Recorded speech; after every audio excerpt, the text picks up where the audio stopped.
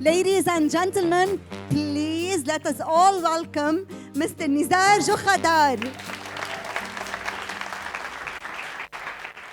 You have been in this room with me for 10 seconds, and whether you noticed it or not, your body has already started adjusting to the space, to the people around you, and right now, it is already reading me, my breath, my voice, my posture, my tension, and my presence. People don't meet your words first. They meet your state. Most of us believe that influence begins with the right words, the right timing, and the right delivery. But before anything is said, the interaction has already started. I learned this the hard way. For years, I trained to trust my voice. In opera, you learn that voice is not just about sound. It also depends on breath, posture, resonance, and timing. You train for precision, you train for control, until one moment shows you that control is not the whole story. 4 years ago, I was preparing to perform with a full orchestra. I had trained for months for the performance. It was that kind of moment where your preparation was supposed to hold you. But as the performance got closer, the pressure increased, and something inside me started to shift.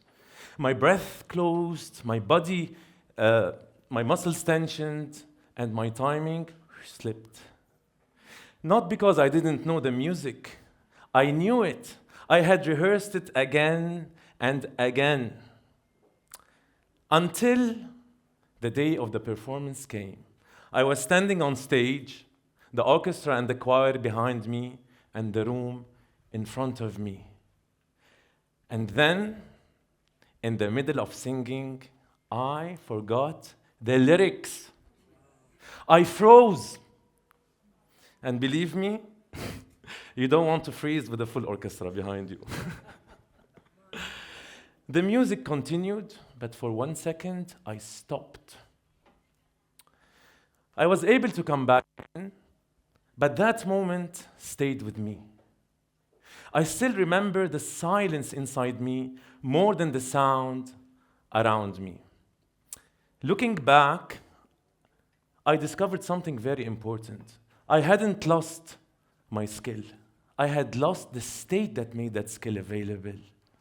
The performance didn't start when I sang. It had already started inside my body. And what was happening inside me was not private. My body had spoken before I could explain. It did. And if my state can change a performance, it can change a room. Before I explain it, I want you to feel it. So let's do it together right now. Sit comfortably, your feet on the floor. Keep your eyes open, but soften your gaze a bit, your look. I'm going to make a sound. Don't try to analyze it. Don't try to relax. Just notice your body.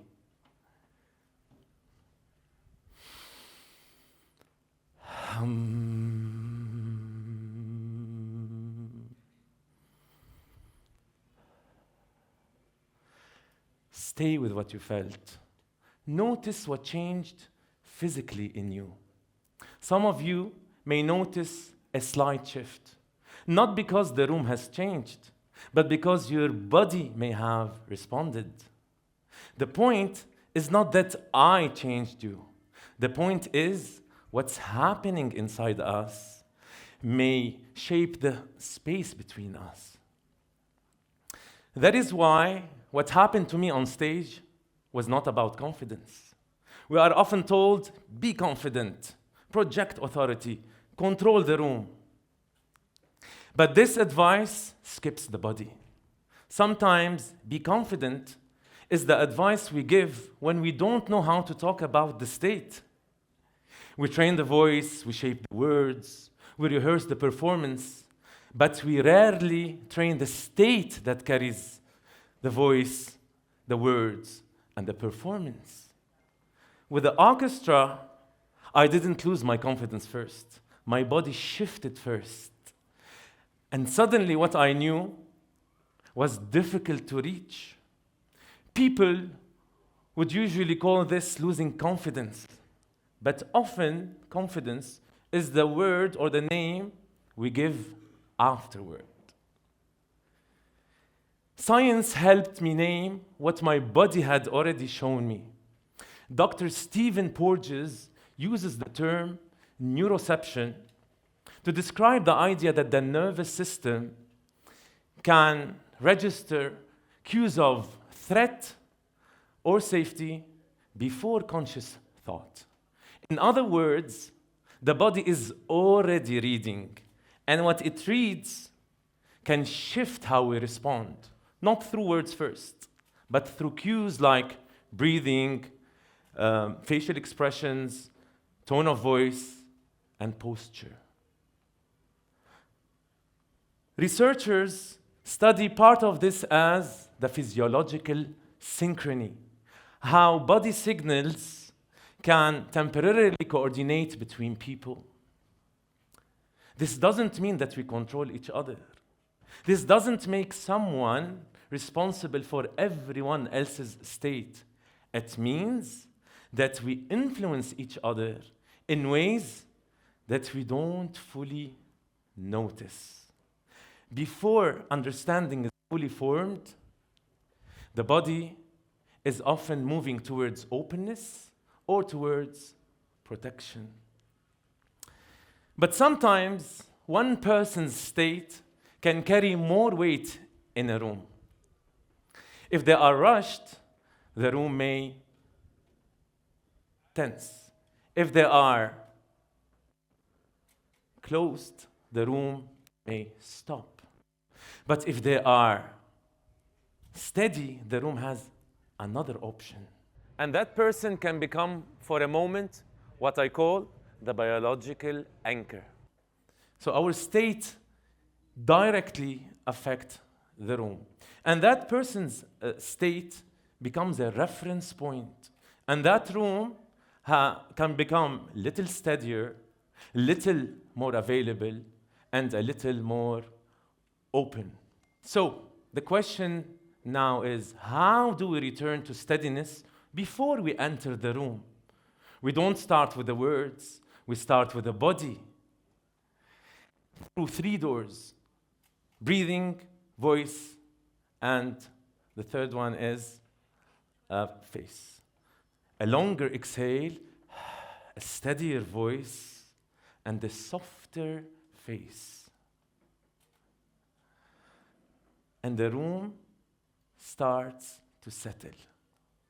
And when the room settles, we can enter the room with more steadiness. Because presence is not about performance. It's a condition underneath. What we bring into any room does not stay private.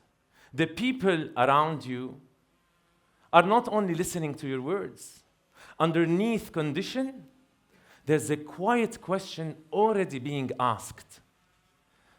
Am I safe with you? And this is not answered through words first. It is answered through the body. So before you enter any room that matters, a stage, a meeting, or a difficult conversation, don't only ask, what am I going to say?